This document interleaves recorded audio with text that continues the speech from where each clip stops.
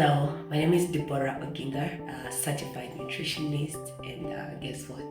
Today it's the 12th of March. The 12th of March is a very important day because we use this day to celebrate the kidney heroes and the heroines who are really managing the place of living with kidney diseases. It's not an easy journey, but we want to celebrate you and remind you that you are still strong.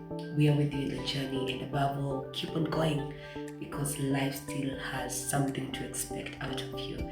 Another reason why we celebrate today because it's a day used to sensitize the community and also educate individuals like you and I about the importance of having a healthy kidney and also the importance of just living a good, healthy lifestyle because kidney diseases come from the place of how we do our day-to-day life. It doesn't just come from the bloom.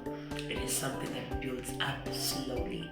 And when you talk about that, it means it depends with what we put on our plate, how we do our day-to-day meals, how our active life really revolves around, and many other things on board. And so it is a day to sensitize and educate the community on how to really have good kidneys. And the bad thing is that most people don't really detect kidney diseases early. Most people come to the realization that they have kidney diseases when it has already advanced. And so the big question is, how am I able to have a healthy kidney? What is it that I'm supposed to be doing to have a healthy kidney? Number one, have a balanced and nutritious diet.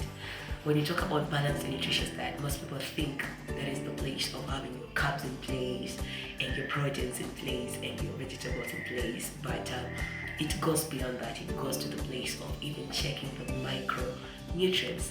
And you talk about the micronutrients, we talk about things like sodium, we talk about things like calcium, iron, and such of you. And so with kidney diseases, the first thing is that we have to reduce our salt intake, sodium. It puts you at risk of getting kidney diseases. Another bit is that also do more of whole grains, do more of healthy proteins. When we talk about healthy proteins, we usually emphasize on the place of plant proteins and the place of white meat because more of red meat have cholesterol and cholesterol build. Another bit is that when you talk about kidney disease, your hydration bit is very important.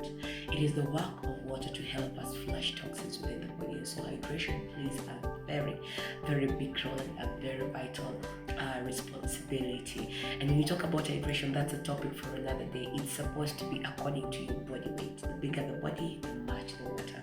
And so hydration is very important. Number three is that check your blood pressure and your sugar levels from time to time. Reason being it's because hypertension and diabetes are the main key factors that leads to kidney diseases. So live an active life. Don't live a sedentary life. When you talk about sedentary, regardless of obesity or underweight or anything, what you expect you to do is that within a week, get some 150 minutes to do exercises. So this helps you minus the place of a sedentary life. And so if you want to protect yourself from kidney diseases, avoid sedentary life. Do some activities. Go for swimming, jogging, go to the gym, aerobics.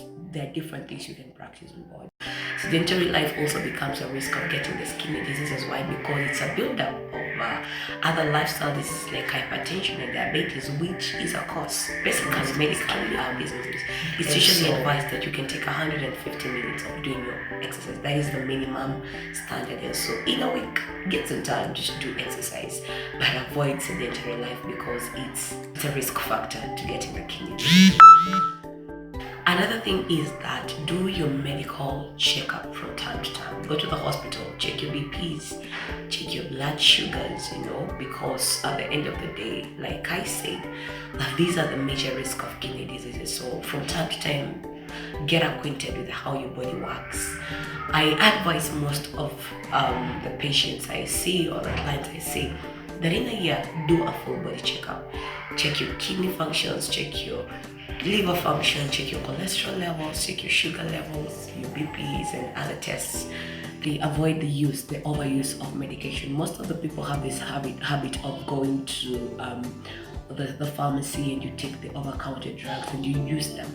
I want you to understand that the continuous or excessive use of some medication can really lead to the place of kidney diseases. And so I want to emphasize and let us avoid the place of overusing some medication, because it can end up affecting us. If you want to get medication, go to the hospital, get it prescribed by a medical officer or a physician or any specialist who basically feels like you need it, and it will be safe for you.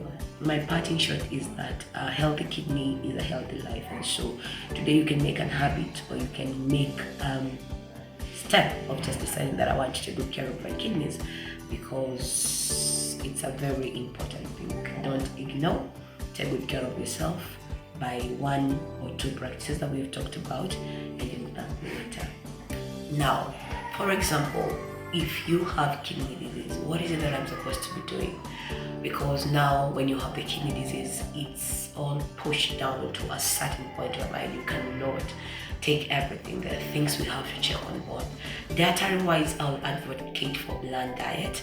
I will advocate for a Mediterranean diet. I'll advocate for a renal diet. I'll advocate for a DASH diet. And if you're diabetic, I'll advocate for a diabetic diet. I'll speak more of that in another video, whereby I know we are going to learn. But at the end of the day, the basic things are: reduce your fluid intake as much as you can. 2, reduce your potassium intake. Number 3, do bland. When you talk about bland, is food without salt. Most people say no salt. I'm an advocate of no salt, because salt is salt. Or you can do the options of sea salt, but I advocate for no salt most of the time. Number 4 is check your protein intake. You're supposed to be taking HBV, high biological value proteins. There are those proteins that you can do, like chicken, like eggs without the egg yolk. You can do fish, and you can also do the mango beans. Avoid things that have a lot of phosphorus. The big junk is that as you undergo your dialysis session, or as you undergo your kidney treatment, kindly come to the place of taking your drugs, the supplementation of iron, calcium within the body, because your body still needs it. And above it all, don't miss your dialysis session, because your body depends on it. Thank you so much, and I believe that we have learned something. Asante. Happy World Kidney Day.